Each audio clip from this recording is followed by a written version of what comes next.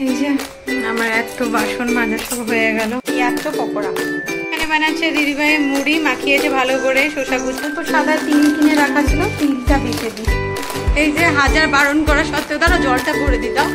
দাদা ও এলো বাসে, আমি এলাম অটোতে। আমি যদি জানতাম ও আমার আগের স্টপেজে আসে আমি দাঁড়িয়ে থাকতাম একসাথে। Welcome back to my channel Debjani story. Good morning everyone. আজকে মানডে আর সকাল সকাল আমার ঘুম ভেঙেও গেছিল ওই 8টা নাগাদ।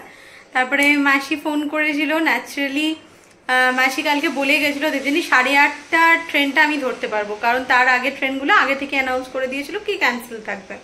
তো আমি দেখেওছিলাম হ্যাঁ ওগুলো ক্যান্সেল আছে। তো তারপরে মাসি স্টেশনে যায়ও অ্যান্ড দেখে বাকি ট্রেনগুলো ক্যান্সেল। তো আমাকে বললো, আমি দেখছি না মাসি এখানে তো ট্রেন চলছে। তারপরে আমি বেশ কিছুক্ষণ পরে দেখছি যে না সব ট্রেনই ক্যান্সেল করে দিয়েছে। তাও 12টা অবধি তো বোধহয় সকালের ওই হাসনাবাদ থেকে মাসি ওই সাইড থেকে আসে শিয়ালদা, দেন শিয়ালদা থেকে বালিগঞ্জ, বালিগঞ্জ থেকে আবার হাঁটতে আমার বাড়ি আসে। তো অনেকটা দূর থেকে আসে মাসি এখানে। আর আগে মাসি এখানেই থাকতো যার জন্য পরিচয়, আর সেখান থেকেই কাজ শুরু। তো এই জন্য আরো অনেকটা। কালকে ওই পার্সেলটা এসেছিল আমার খোলা হয়নি, লাস্ট ওই পার্সেলটা বোধহয় 4 নম্বর পার্সেল, আমার খোলা হয়নি, দেখে নাও। তো যাই হোক, তারপরে মাসি বললো, মাসি আর আসতে পারছে না। মাসি বললো দেবেন আমি মানে ছাতা ছিল বাট এই বৃষ্টি ছাতা মানে না। তো আমি গেলাম অ্যান্ড ঘুরে চলে এলাম, ভিজেও গেছি, কোনো ট্রেনই আসছে না। তো মাসিকে সেখানে কি বলবো, যে কোনো মানুষই কেউই আসতে পারতো না কারণ ট্রেনই বন্ধ। তো সকাল সকাল আমি উঠলাম, আমি দেখলাম আগে আমাকে ভিডিও সব আপলোড করতে হবে।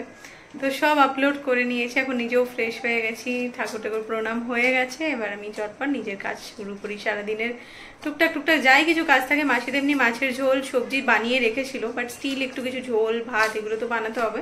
তো সেগুলো কাজে লেগে পড়ি। তো চলুন দিনটাকে শুরু করি, আর পুরো দিনটা কেমন যাচ্ছে আপনারা দেখতে থাকুন। এই যে আমার এত বাসন মাজা সব হয়ে গেল, শান্তি। এবার কাজ শুরু করা যাক।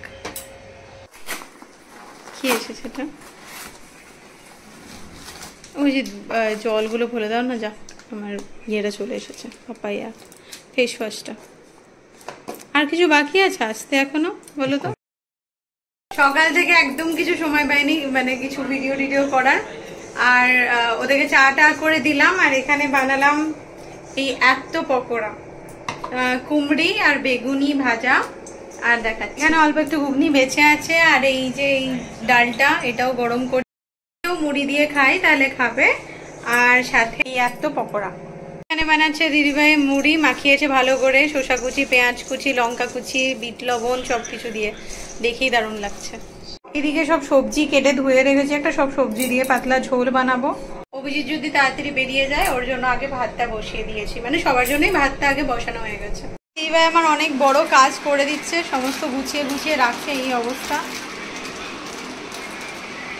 আর এই পুরো জায়গাতে লক্ষণগন্ডি দিয়ে রেখেছে যাতে পিঁপড়ে না হয়। পিঁপড়ে হয়ে কেটে পুরো শেষ করে দিচ্ছে পুরো। এদিকে আমি মানে জল খাবারের বাসন ধুতে পাগল। জল খাবারের বাসন দিলাম, ভাত হয়ে গেছে, এবার এইটা হওয়ার পালা। এটা এখনো বসাতেই পারিনি। এই অত মিষ্টি সব শেষ হলো আজকে, এটাও গরম করে নিয়েছি। গোলাপ জামুন খেয়ে শেষ করে দিই। সমস্ত রান্না বান্না এখানে কিছু ফ্রিজ থেকে বার করে রেখেছি, কিছু রান্না বান্না হয়ে গেছে। এটা হচ্ছে ঝোলটা বানিয়েছি আমি, একদম পাতলা করে ঝোল বানিয়েছি, সব সবজি দিয়ে, বড়ি দিয়ে, আদা বাটা আর জিরে দিয়ে ঝোল বানিয়েছি। আর রাতের জন্য একটু তড়কা মতন দিদিভাই ওখানে গোছাচ্ছিল, তো এটা ভিজিয়ে রেখেছি। আমি তুলতেই পারছি না এখন এটা। এর মধ্যে বাদাম ছোলা তো আছে, সাথে তড়কার ডাল ভিজিয়ে রেখেছি সব। অল্প সাদা তিল কিনে রাখা ছিল, তিলটা বেটে দিই। দিদিভাই বললো ও তিলের বড়া বানিয়ে দেবে। আমার তো মাথার এই অবস্থা। ওদের স্নান টান সব হয়ে গেছে, বাইরের ঘরটা দিদিভাই সব ঝাড় দিয়ে দিয়েছে, কারণ দিদিভাই ঝাড়পোছ করছিল না। ওই দিকটা একবার দেখায়, সুন্দর এখানে সব কোটোতে করে গুছিয়ে রেখেছে ও। এই যে হাজার বারণ করা সত্ত্বেও, তারা জলটা ভরে দিতাম। দাদা জলটা দিয়ে দিতাম। হাজার বারণ করা সত্ত্বেও আর একজন কাজে যাচ্ছেন। আমার তো স্নান হয়ে গেছে, পুজো হয়ে গেছে, পুজো অভিজিৎই করে দিল। আর এই যে এখন বেরোচ্ছে, হাজার বারণ করলাম এই বৃষ্টিতে যেও না, যাও সাবধানে যাও। এখান থেকে রিক্সা নিয়ে নাও, তারপরে যেভাবে চলে যাও। টাটা। বাস না পেলে একদম ইয়ে করে নেবে, ওলা উবের করে নেবে। চলো টাটা, সাবধানে যাও, তাড়াতাড়ি চলে এসো। এই দুটো মতন বাচ্চা, এবার ওদেরকেও খেতে দিয়ে দিই। যাই হোক, এই অভিজিৎ বেরোলো, আমরাও সব খাবার দাবার নিয়ে বসে পড়েছি। এখানে আছে কাঁচকলার কোপ্তা, এখানে আগের দিনে সেই সবজিটা সব পাঁচ তরকারি দিয়ে, এখানে আছে টক, আমের টক, আর দিদিভাই এটা বানালো, দেখাই আপনাদের। এটা হচ্ছে তিল বাটাকে একটু মাখা মাখা করে তেল দিয়ে কড়াইয়ে তিল বাটা, কিন্তু তিল বাটাকে আবার কড়াইয়ে তেল দিয়ে পেঁয়াজ দিয়ে ভালো করে মাখা মাখা করে একটা গরম ভাতের সাথে নাকি ভালো লাগে এটা। আর এটা তো আমি বানিয়েছি হসপিটালের ঝোল।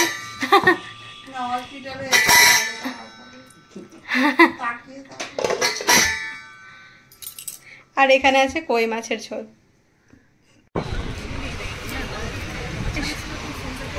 ও এলো বাসে, আমি এলাম অটোতে। আমি যদি জানতাম ও আমার আগের স্টপেজে আসে, আমি দাঁড়িয়ে থাকতাম, একসাথে চলে আসতাম। এখন প্রায় 9টা বাজতে যায়, আমরা অ্যাক্রোপলিসের কাছে এলাম। বৃষ্টি কমে গিয়ে এখন কলকাতার ওয়েদার বেশ ভালো হয়ে গেছে, আর হাওয়া দিচ্ছে খুব সুন্দর। আর ব্যাপারটা হচ্ছে, আমি পড়াতে বেরিয়েছিলাম, ইনস্টিটিউশনে আজকে কেউ আসেনি, তার জন্য ইনস্টিটিউশন আজকে আমার ছুটি ছিল। আর একটা ক্লাস ছিল আমার ইনস্টিটিউশনে পরে, সেই ক্লাসটা করাতে গেলাম। আর দিদিভাইকে জোর করে বের করলাম, বললাম বেরো, ছেলে মেয়েগুলোকে নিয়ে। দুদিন ধরে এসে ওরা ঘরেই বসেছিল। তো আজকে গড়িয়াহাট গেছিলো দিদিভাই একা একাই, গড়িয়াহাট গেছে, আর ওখান থেকে অ্যাক্রোপলিস একা একাই এসেছে। আমি খুশি হয়ে গেছি। আজকে পুরো শান্ত, শুনশান, স্বাভাবিক না? আমি তোকে বলছিলাম। গাছও পড়েছিল, হ্যাঁ গাছ পড়ে গেছিল। একটা বাইট কিচ্ছু খাবো না, বুঝলে অভিজিৎ? আমার শরীরটা আবার হঠাৎ করে খারাপ করতে শুরু করেছে, জানি না কেন, কিছু ভালো লাগছে না, খেতে ইচ্ছা করছে না। অভিজিৎ এসে ফার্স্টেই বলছে যে মুনি সাবওয়ে খাও, মানে আমার সাবওয়ে হচ্ছে সবচেয়ে ফেভারিট, মানে যাই কিছু দিয়ে দেওয়া, কেএফসি চিকেন দিলেও আমার সাবওয়ে হচ্ছে সবচেয়ে ফেভারিট। তো ওরা আজকে ওয়াও চিকেন থেকে কিছু হয়তো খাবে, আর আমার কিচ্ছু খেতে ইচ্ছা করছে না। আমি জাস্ট বললাম একটু আইস টি খাবো, তো আমার জন্য আগে আইস টিটা আনতে গেল।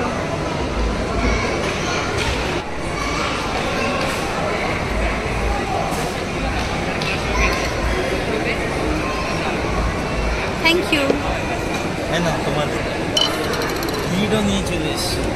Thank you. এই বটলটা আবার বাড়ি নিয়ে যাব আমি। অভিজিতের ফেভারিট এটা, আমি জানি। চিকেন বিংস, বিংস তো না, ক্রিসপি চিকেন। বাবান, মামাম, শুরু করে দাও।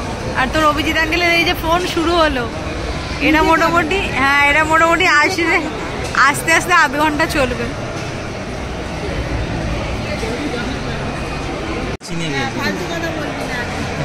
বাবানের জন্য নেওয়া হয়েছে ট্যাকো, অ্যান্ড এটা হচ্ছে পাস্তা ছিল। কি পাস্তাটা? সিনামন কিছু একটা ছিল, সিনামন টুইস্ট। দেখ তো এটা কিরকম পাস্তা, আমি দেখিনি। সিনামন টুইস্ট, খোল খোল। দেখ তুই বাড়িতে করে দিস রুটির রোল, এটা বাবানের পছন্দ হয় না। এবার ট্যাকো খাবো, ট্যাকো খাবো, ট্যাকো খাবো। আমি হাড়টা নিইনি যদিও, এটা হাড়টা আমি নিইনি যদিও, বাচ্চা খাবে বলে। সফট শেল, হ্যাঁ বাবা এটা।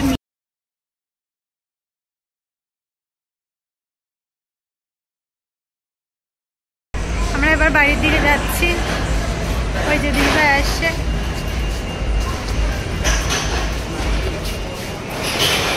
মামাম তোমার মজা হয়েছে?